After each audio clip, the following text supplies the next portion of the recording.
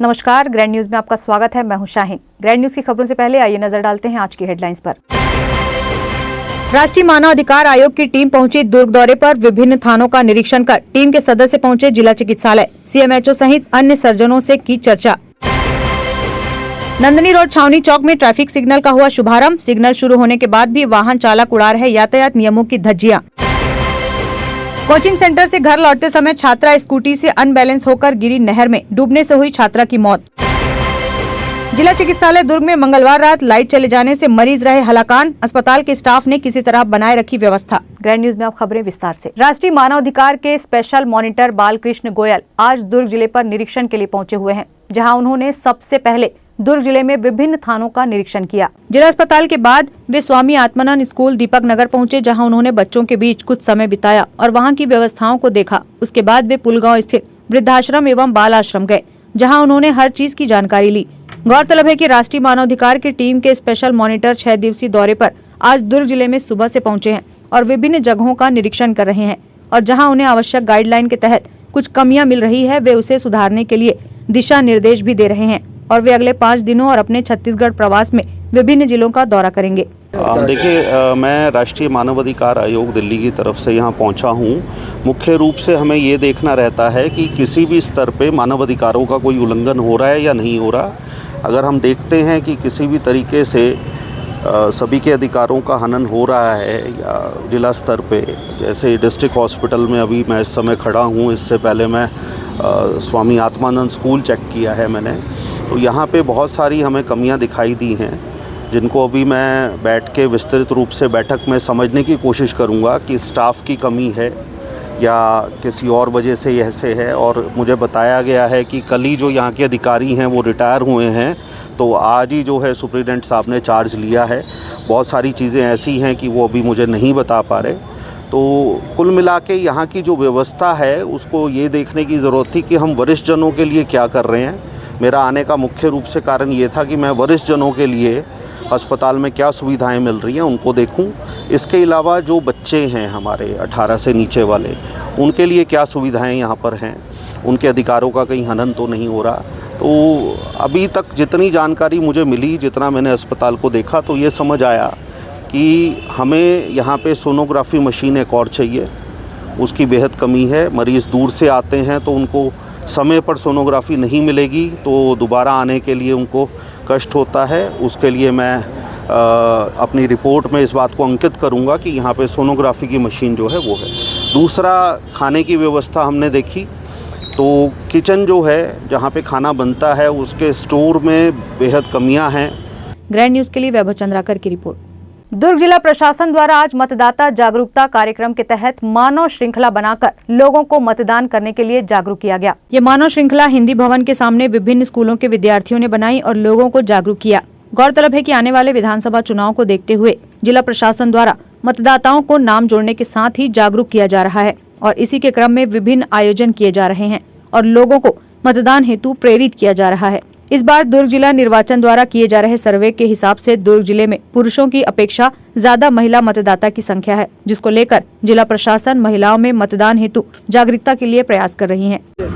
आज मैं तो शासकीय आदर्श कन्या उच्चतर माध्यमिक विद्यालय दुर्ग से हूँ। हमारे यहाँ से लगभग 400 बच्चों ने मानव श्रृंखला बनाई हुई है और मतदाता जागरूकता के लिए, चूँकि ये रोड ऐसी है कि यहाँ से बहुत से लोगों का आना जाना होता है, तो बच्चों ने अपनी तरफ से प्रयास किया है कि मतदान जरूर करें लोग। इसी उन्होंने आम जनता को जागरूक करने के लिए आज मानव श्रृंखला बनाई है। बच्चे बहुत उत्साहित हैं। जो बच्चे उस एज में नहीं आ रहे हैं मतदान के लिए, वो भी चाहते हैं कि हमको भी अगले साल मतदान करने का मौका मिले।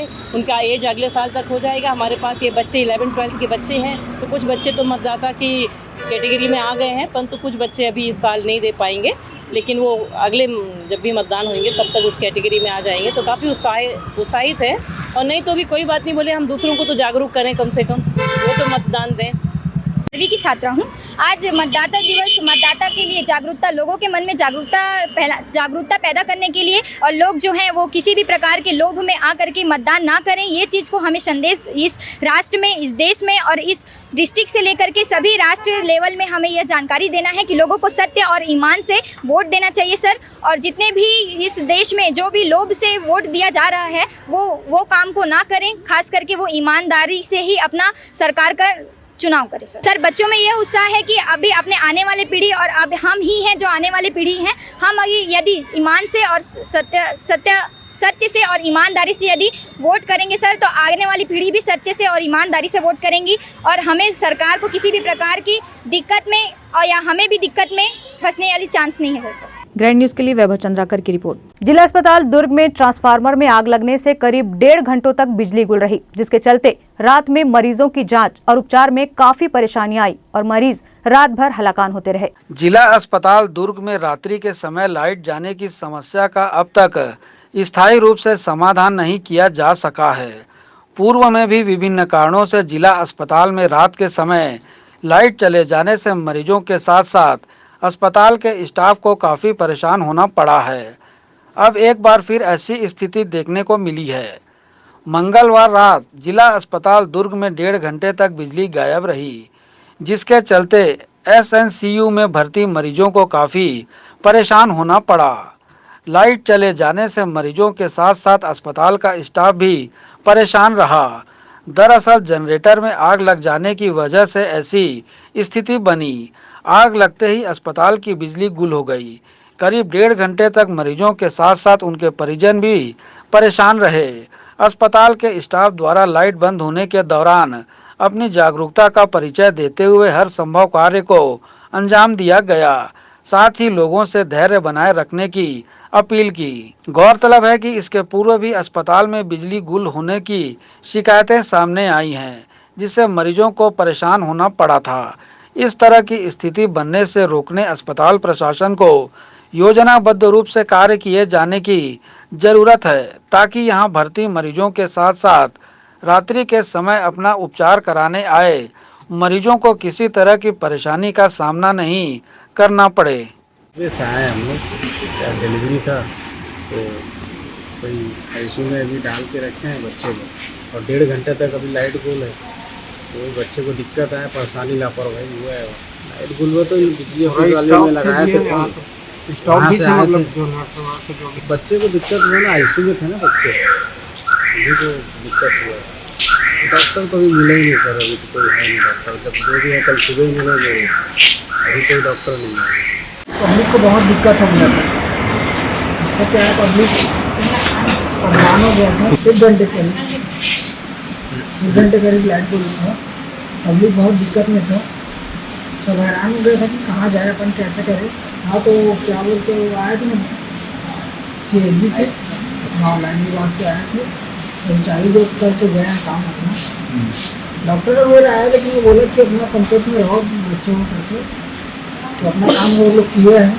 ग्रैंड न्यूज के लिए दुर्ग से कैमरामैन खेमराज निषाद के साथ संजय दुबे। नगर पालिक परिषद जामुल के वार्ड क्रमांक 5 गणेश नगर का हाल बेहाल है। यहाँ सड़क के नाम पर बड़े बड़े गड्ढे हैं, जिसमें हर वक्त पानी भरा रहता है। वहीं स्थानीय लोगों को विद्युत कनेक्शन बांस के सहारे दिए गए हैं, जिससे लोगों में भय बना हुआ है। नगर पालिका परिषद जामुल की कार्य प्रणाली किस तरह की है, यह वार्ड क्रमांक 5 गणेश नगर में आकर देखा जा सकता है।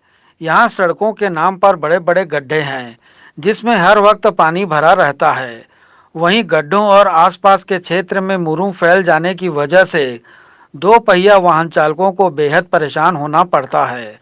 आए दिन वाहन चालक इन गड्ढों में असंतुलित होकर गिरते हैं। स्थानीय लोगों द्वारा सड़क की मांग वर्षों से की जा रही है, जो अब तक पूरी नहीं हो सकी है। नगर पालिका परिषद जामुल के अध्यक्षों अधिकारियों के बदलने का सिलसिला निरंतर जारी रहा, लेकिन सड़क निर्माण को लेकर लोगों को केवल आश्वासन ही मिलता आया। वहीं विद्युत मंडल द्वारा क्षेत्र के कुछ रहवासियों को विद्युत कनेक्शन बांस के सहारे दिए गए हैं। हवा तेज चलने और पानी गिरने से बांस के पोल गिर जाते हैं, जिससे दुर्घटना होने की संभावना हर वक्त बने रहती है। इसकी वजह से लोगों में दहशत है। वहीं क्षेत्र के एक घर के सामने विद्युत मंडल द्वारा विद्युत पोल में अनेकों मीटर लटका दिए गए हैं। इसे हटाने की मांग भी घर मालिक द्वारा अनेकों बार की जा चुकी है, लेकिन विद्युत मीटरों का जमावड़ा देखते ही बनता है। यह भी दुर्घटना का बड़ा कारण बना हुआ है। क्षेत्र के लोग अनेकों बार अपनी समस्याओं शिकायतों को लेकर नगर पालिका परिषद गए, लेकिन कार्य होने के नाम पर इन्हें केवल आश्वासन ही मिला। गड्ढों और मिट्टी में तब्दील सड़क से आवाजाही करना लोगों की मजबूरी बन चुका है। क्षेत्र के लोगों ने इस पर अपनी प्रतिक्रिया दी। परेशानियां तो यहाँ बहुत है, गाड़ियाँ निकल नहीं पाती हैं, बरसात का समय है, पानी भर जाता है गड्ढों में, दो पहिए चलाने में मुश्किल होती है। ये बिजली के जो खंभे टेम्पररी लगे हुए हैं, बरसात आंधी तूफान में नीचे गिर जाते हैं। और रोड की तो सबसे बड़ी दिक्कत है यहाँ, नाली की से पानी बरसात में काफ़ी इकट्ठा हो जाता है, जिस वजह से बहुत परेशानी होती है। और ख़ासकर तो देखा जाए तो अभी तो थोड़ी सी भी इस तरफ ध्यान नहीं दिया जा रहा है किसी चीज़ को ठीक करने के लिए। ना तो अभी तक रोड की मरम्मत का काम स्टार्ट हुआ है और ना ही बिजली के तारों को कुछ करने की यहाँ प्रयास किया जा रहा है। बिल्कुल छोड़ दिया गया इस तरीके से कि इधर का कोई वही नहीं है देखभाल करने वाला, और इस वजह से बहुत परेशानियाँ हो रही हैं। तो आग्रह है कि अगर ये न्यूज़ जाए तो इसको जल्द से जल्द बनवाने का कोशिश करें, क्योंकि ये सभी चीज़ें क्या है हम लोगों के लिए बहुत ज़रूरी है। रोड जैसे कि बहुत सारी बसें आती हैं बच्चों को जाने के लिए, हमारे जाने के लिए काफ़ी बार गिर गए हैं हम रास्ते में चलते चलते, पानी गड्ढों में भरे हैं, तो गाड़ियाँ ही नहीं निकलेंगी यहाँ से, तो घर में घुस के हम क्या करेंगे। तो यही सब बहुत सारी परेशानियाँ हैं। हाँ, मैं तो यहाँ 2014 से परिवार के साथ में निवासरत हूँ, लेकिन 2014 से आज तक के किसी भी प्रकार का समाधान नहीं हुआ। ये ना बिजली का, ना रोड का, ना ही कोई इस पर कोई विशेष ध्यान देता है। जैसे बरसात में तो खैर बहुत ही ज़्यादा परेशानी होती है, जो अभी फ़िलहाल वर्तमान में है। और बिजली के खंभे नहीं होने से बांसों पे लगाए हुए हैं, जिससे मवेशियाँ आती जाती है, जो बार बार उनको नुकसान पहुंचाती है ना। जिसके कारण जो है कि बांस गिर जाते हैं, तो हो सकता है किसी जान माल का खतरा हो। तो उन सब चीज़ों को देखते हुए कई बार आग्रह किया गया है प्रशासन से, कई बार आवेदन भी लगाया गया है।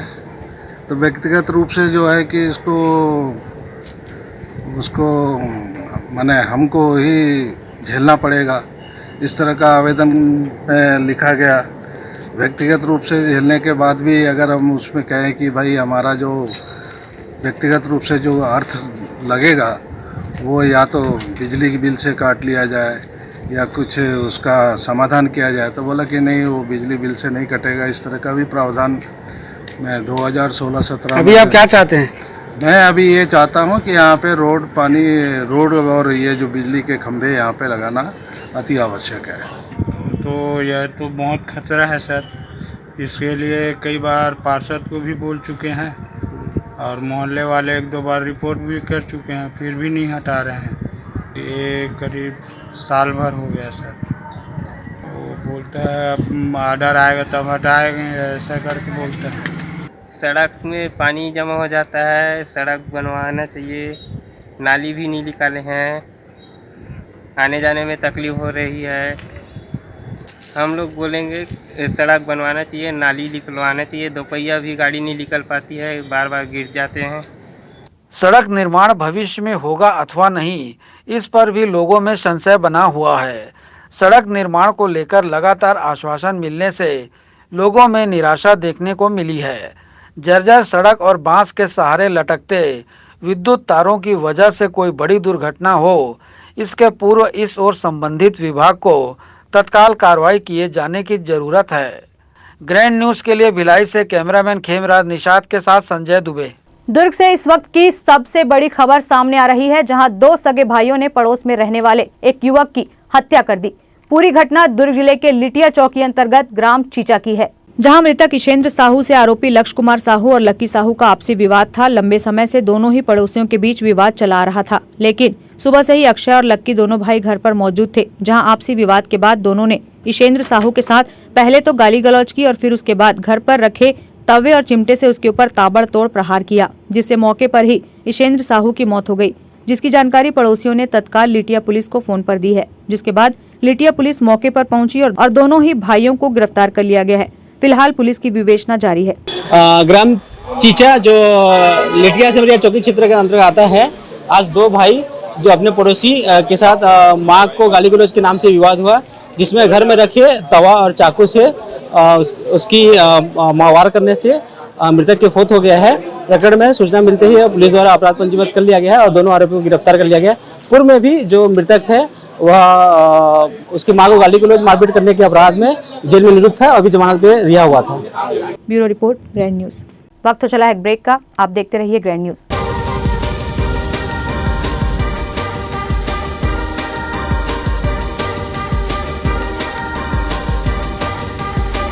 In today's busy life, you cannot afford to take time out for everything to be perfect for your marriage.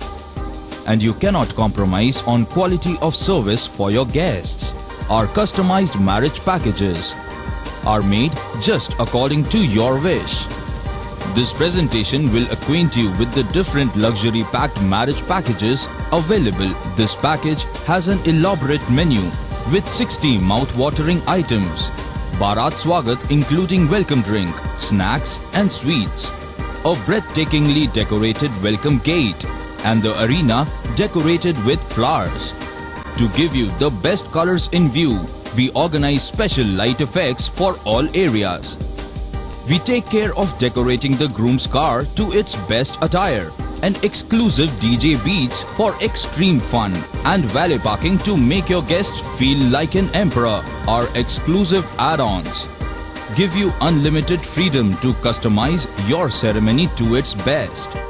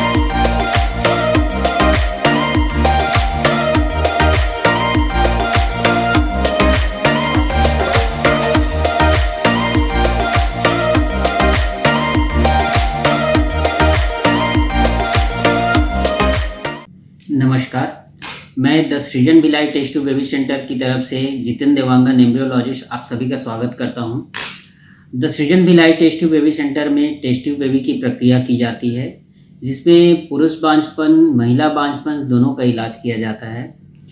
हमारे यहाँ अभी 28, 29, 30 जुलाई को शिविर का आयोजन रखा गया है, जिसमें कि गरीब से गरीब वर्ग भी इलाज करा सकते हैं। हमारे यहाँ बहुत से मेडिकल पॉलिसीज़ भी हैं, जिससे गरीब मरीज़ जो है वो इसके फ़ायदा उठा सकते हैं।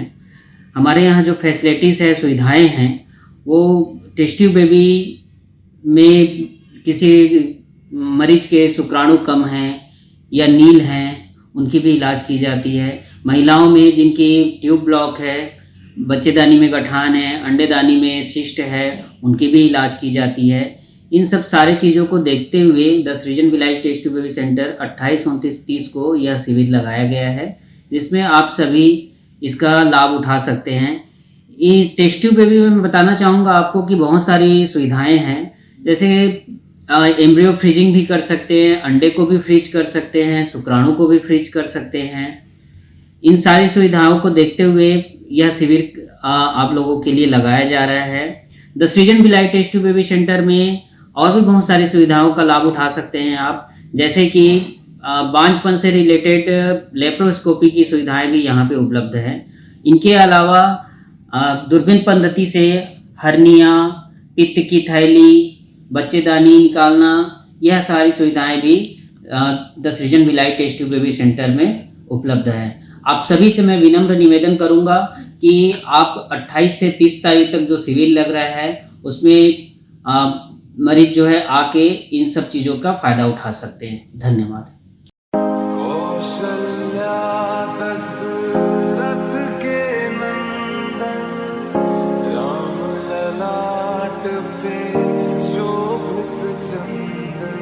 ब्रेक के बाद आपका स्वागत है। दुर्ग जिले के प्रभारी मंत्री मोहम्मद अकबर ने विभिन्न विभागों द्वारा किए जा रहे विकास कार्यों एवं योजनाओं की प्रगति की समीक्षा बैठक ली। उनके साथ दुर्ग विधायक अरुण वोरा, मेयर धीरज बाकलीवाल सहित तमाम जनप्रतिनिधि मौजूद रहे। बैठक में दुर्ग जिले के कलेक्टर पुष्पेंद्र कुमार मीणा, दुर्ग एसपी शलभ सिन्हा सहित सभी विभागों के प्रमुख अधिकारी शामिल हुए। कैबिनेट मंत्री मोहम्मद अकबर ने दुर्ग जिले में संचालित विभिन्न विभागों के कार्यों एवं योजनाओं की प्रगति की समीक्षा करते हुए अधिकारियों को निर्देश दिए कि सभी विभागों के अधिकारी अपने विभागीय कार्यों एवं योजनाओं के तहत कार्यों को पूरी संवेदनशीलता से करें। जिले के पेयजल संकटग्रस्त क्षेत्रों में पेयजल के समुचित प्रबंध करने के निर्देश लोक स्वास्थ्य यांत्रिकी विभाग के अधिकारियों को दिए गए हैं। उन्होंने अमृत मिशन के तहत जिले में लगाए गए नल कनेक्शन की जानकारी अधिकारियों से ली। जिले में गरीबों के लिए बनाए जाने वाले EWS आवास एवं प्रधानमंत्री आवास शहरी एवं ग्रामीण के निर्माण के संबंध में अधिकारियों से जानकारी ली। बैठक में गौठानों में संचालित आर्थिक गतिविधियों एवं गौठान समितियों द्वारा किए जा रहे कार्यों की समीक्षा की गई। बैठक में मंत्री ने सभी विभागीय योजनाओं की समीक्षा की और इनके क्रियान्वयन पर संतोष जताया।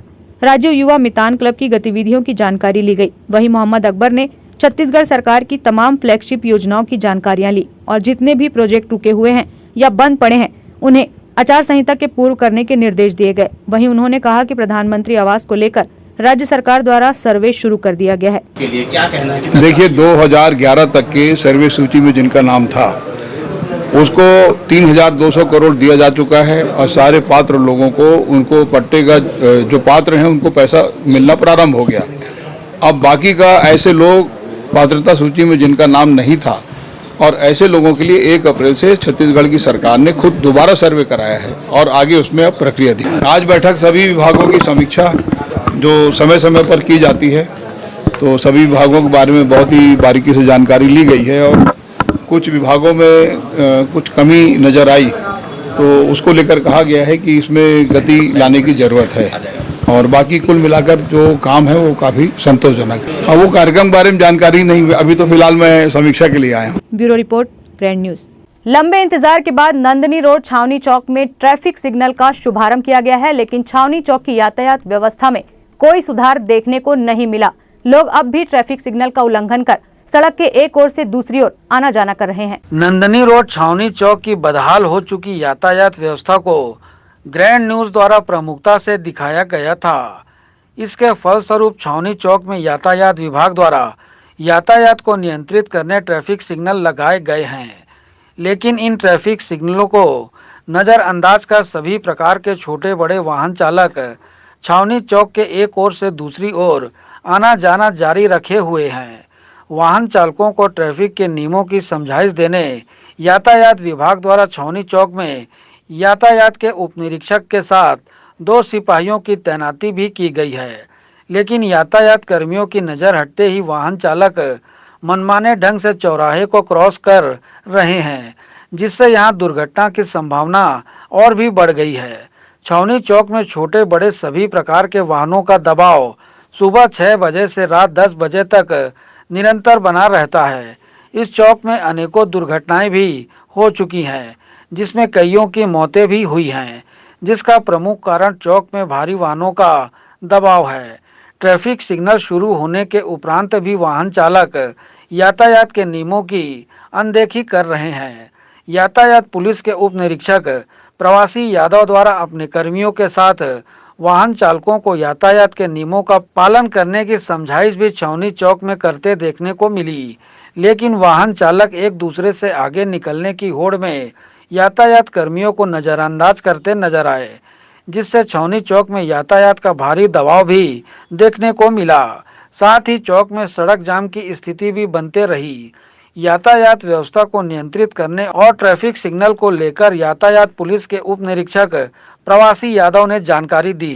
छावनी चौक में यातायात का भी सुधार किया जा रहा है।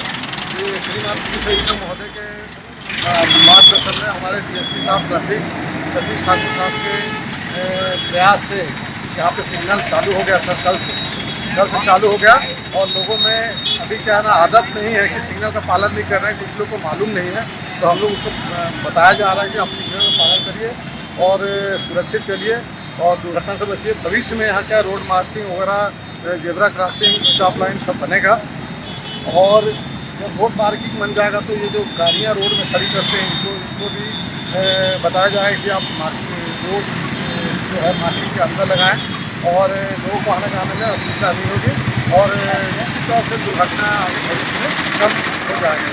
सर देखा ट्रैफिक पुलिस का प्रयास है और हमारे वरिष्ठ अधिकारियों का प्रयास है और भविष्य में यहाँ पे ट्रैफिक व्यवस्था में ट्रैफिक का सिपाही भी तैनात किया जाएगा, ऐसा हमारा विचार करने का। बहरहाल वाहन चालकों से यातायात के नियमों का पालन कराने यातायात पुलिस की ड्यूटी यहां पर प्रतिदिन लगाए जाने की जरूरत है, क्योंकि छावनी चौक में लगे ट्रैफिक सिग्नल को सभी प्रकार के वाहन चालक नज़रअंदाज कर रहे हैं, जिससे चौक के बीच सड़क जाम की स्थिति बन रही है। वाहन चालकों के ट्रैफिक सिग्नल लगाए जाने की स्थिति से अनजान होने के कारण ऐसी स्थिति बनी है। चौक की यातायात व्यवस्था को बेहतर और सुचारू बनाए रखने यातायात विभाग को कुछ दिन और छावनी चौक में ट्रैफिक कर्मचारियों की तैनाती किए जाने की जरूरत है। ग्रैंड न्यूज़ के लिए भिलाई से कैमरामैन खेमराज निषाद के साथ Sanjay Dubey. SR hospital and research centre Chikhli Durg में मौसमी बीमारियों से बचाव को लेकर अस्पताल प्रबंधन द्वारा व्यापक रूप से तैयारियां की गई है। यहां उल्टी, दस्त, बुखार आदि से पीड़ित मरीज प्रतिदिन पहुंच रहे हैं, जिनका विशेषज्ञ डॉक्टरों की उपस्थिति में उपचार किया जा रहा है। मौसम में लगातार हो रहे उतार चढ़ाव के मद्देनजर सभी आयु वर्ग के मरीजों में जल जनित बीमारियां देखने को मिल रही हैं। बीमारियों से बचाव और उपचार को लेकर पूर्व से ही SR hospital and research centre Chikhli द्वारा व्यापक रूप से तैयारियां की गई हैं। उल्टी, दस्त, बुखार, पेट दर्द, सिर दर्द आदि से पीड़ित मरीज प्रतिदिन अस्पताल पहुंच रहे हैं। यहां विशेषज्ञ डॉक्टरों की उपस्थिति में मरीजों का उपचार किया जा रहा है। ज़्यादातर मरीज स्वस्थ होकर डिस्चार्ज हो चुके हैं। जो एडमिट है उनका उपचार डॉक्टरों की देखरेख में जारी है। अस्पताल में नवजात शिशुओं को लेकर भी माताएं पहुंच रही हैं। थोड़ी सी भी लापरवाही या असावधानी बरतने से शिशुओं में विभिन्न बीमारियां देखने को मिल रही हैं, जिनका वरिष्ठ शिशु रोग विशेषज्ञ डॉक्टर एसपी केशरवानी की निगरानी में अस्पताल के स्टाफ द्वारा उपचार किया जा रहा है।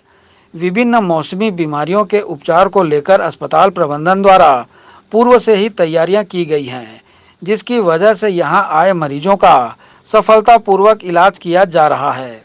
SR hospital and research centre Chikhli के वरिष्ठ शिशु रोग विशेषज्ञ डॉक्टर एसपी केशरवानी ने मौसमी बीमारियों से बचाव और उपचार को लेकर जानकारी दी। मैं डॉक्टर एसपी केशरवानी, वरिष्ठ शिशु रोग विशेषज्ञ, एसआर हॉस्पिटल चिखली दुर्ग से क्षेत्र की जनता को यह संदेश देना चाहूँगा कि अभी बरसात ऋतु जो है, वर्षा ऋतु अभी जस्ट प्रारंभ हुआ है और चूँकि वर्षा ऋतु में बीमारियों का प्रकोप अन्य ऋतुओं की बनिस्बत थोड़ा ज़्यादा होता है, तो उसके बारे में मैं कुछ संदेश क्षेत्र की जनता को देता हूँ। पहला जो बीमारी का मेन कारण जो है वो होता है जल जनित बीमारियाँ होती है, दूसरा है वायु प्रदूषण से होता है और तीसरा वेक्टर जनित बीमारी होती है। तो जल जनित बीमारी में मुख्य रूप से gastroenteritis, bacillary dysentery, typhoid, cholera जैसी और हेपेटाइटिस ए टाइप की बीमारियां होती हैं, जो कि दूषित जल और दूषित खान पान से होती है। गैस्ट्रोएंटेराइटिस में वही पेट दर्द होना, उल्टी आना और पतले दस्त होना, ये मुख्य लक्षण है। टाइफाइड में तो लंबा बुखार आता है और हेपेटाइटिस बी में पीलिया का प्रकोप होता है। तो इन सब बीमारियों से बचने के लिए हमें मुख्य रूप से शुद्ध जल का उपयोग करें और ताज़ा खाना खाएं, फ्रेश खाना खाएं, बासी खाना ना खाएं और अपनी पर्सनल हाइजीन बनाए रखें, मतलब स्वच्छता है, हैंड वॉशिंग है, ये सब चीज़ों का ध्यान रखने से जल जनित बीमारियों से जो है वो हम बच सकते हैं। जहाँ तक वायु प्रदूषण से या एयरबॉर्न डिजीज होती है, उसमें मुख्य रूप से वायरल इन्फेक्शन आता है, जिसमें कि सर्दी, खांसी, बुखार, सिर दर्द और कमजोरी और थकान जैसी बीमारी होता है, जिसमें 4-5 दिन तक व्यक्ति सफ़र करता है। और ये भी, इससे भी बचने के लिए हमें क्या है कि जिसको भी वायरल फीवर हुआ है उससे हम थोड़ा सा दूरी बना कर रखें, जैसे कोरोना में रखते थे, और आइसोलेशन रहे तो इस बीमारी से फिर फैलने से अपन इसका बचाव कर सकते हैं।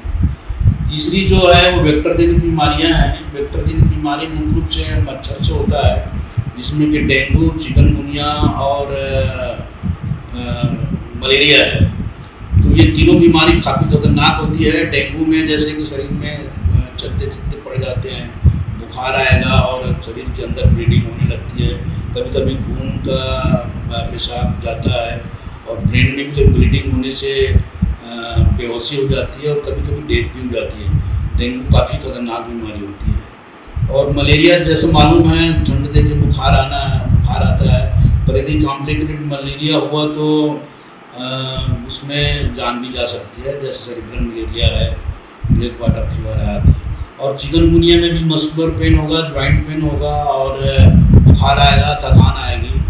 तो इसको बचाव के लिए, इससे बचाव के लिए हमें क्या है, मलेरिया का जो फैलाव है उसको रोकना चाहिए। घर के आसपास साफ सफाई रखें, गार्डन की साफ सफाई रखें जो घर में है, और जो पानी वानी जमा ना होने दें। तो ये डेंगू, मलेरिया और चिकनगुनिया से बचाव किया जा सकता है। तो मैं क्षेत्र की जनता से यही अपेक्षा करता हूँ कि वो मतलब मैंने जो संदेश दिया उसको फॉलो करें, और इसके बाद भी यदि किसी को यदि संदेह है तो हमारे एसआर हॉस्पिटल का जो हेल्पलाइन नंबर है 6262613200300400 में कॉल करके और भी जानकारी प्राप्त कर सकते हैं। धन्यवाद। बहरहाल सावधानियां बरतकर ही विभिन्न मौसमी बीमारियों से सुरक्षित रहा जा सकता है। थोड़ी सी भी लापरवाही मरीजों को भारी पड़ सकती है। ग्रैंड न्यूज के लिए कैमरामैन खेमराज निषाद के साथ संजय दुबे। दुर्ग जिले के सिरसाकला में कोचिंग सेंटर से घर लौटते समय 23 वर्ष की छात्रा की स्कूटी अनबैलेंस होकर सीधे छोटी नहर में जा गिरी, जिससे उसकी मौत हो गई। मृतक छात्रा पायल सिन्हा पीजीडीसीए की कोचिंग कर घर लौट रही थी। पुरानी भिलाई पुलिस ने मर्ग कायम कर मामले की विवेचना कर रही है। दरअसल सिरसाकला में पीजीडीसीए स्टूडेंट मंगलवार को कोचिंग सेंटर से घर लौट रही थी। इसी दौरान स्कूटी अनियंत्रित होने पर सीधे छोटी नहर में जा गिरी। पानी में डूबने के कारण उसकी मौत हो गई। पुलिस मर्ग कायम कर विवेचना कर रही है। एएसपी संजय ध्रुव ने बताया कि भिलाई 3 निवासी पायल सिन्हा मंगलवार को कोचिंग क्लास के बाद घर लौट रही थी। वहीं सिरसाकला चंद्राकर बाड़ी के पास पहुंची, सामने कुत्ता आ जाने से अचानक स्कूटी का संतुलन बिगड़ गया। इसके बाद उसकी स्कूटी सड़क से कई फीट नीचे नहर में गिर पड़ी। नहर में पक्की लाइनिंग होने से उसको अंदरूनी चोट आने से वह वहीं बेहोश हो गई। पानी में बेहोश होने से सांस नहीं ले पाई। इधर सूचना मिलते ही भिलाई 3 पुलिस मौके पर पहुंची। उन्होंने शव को उठाया और अस्पताल पहुंचाया। वहां डॉक्टरों ने उसे मृतक घोषित कर दिया। पुलिस ने शव को लाल बहादुर शास्त्री चिकित्सालय सुपेला में रखवाया है। वहीं मृतक छात्रा के पिता शत्रुघ्न सिन्हा भिलाई 3 नगर निगम में डिप्टी आरआई के पद पर पदस्थ हैं। बेटी की मौत के बाद परिजनों का रो रो कर बुरा हाल है। छात्रा जो कि कोचिंग सेंटर से वापस अपने घर भिलाई 3 वापस आ रहे थे, इस बीच चंद्राकर बाड़ी जो कि भिलाई 3 थाना क्षेत्र में है, वहाँ पर अपने बाइक से किसी अज्ञात जानवर से टकराने के कारण गिर गई। फलस्वरूप गड्ढे में नीचे गिर गई जहाँ पानी भरा हुआ था, और थोड़ी देर बाद बच्ची की मौत हो गई। बच्ची का पायल सिन्हा 23 वर्ष और पीजीडीसीए की छात्रा थी। आवश्यक वैधानिक कार्रवाई की जा रही है। Bureau report, grand news. Durg के गंजपारा वार्ड नंबर 37 के समीप जी रोड से लगे नदी मार्ग तथा पुलगांव की ओर वाले रास्ते में आवारा मवेशियों का जमावड़ा बना रहता है। मवेशियों के सड़कों के बीच कब्जा कर बैठे होने की वजह से जहां दुर्घटनाओं की संभावना काफी बढ़ गई है। नगर निगम दुर्ग के रोका छेका अभियान की पोल सड़क पर बैठे ये आवारा मवेशी खोल रहे हैं। दुर्ग के सभी प्रमुख मार्गों पर आवारा मवेशियों का जमावड़ा सुबह से रात तक लगा रहता है, जो छोटे बड़े सभी प्रकार के वाहन चालकों की परेशानी का कारण बन चुके हैं। इनकी वजह से दुर्घटनाएं भी लगातार हो रही हैं। बावजूद इन्हें पकड़ने और उचित जगह छोड़ने को लेकर नगर निगम प्रशासन उदासीन बना हुआ है।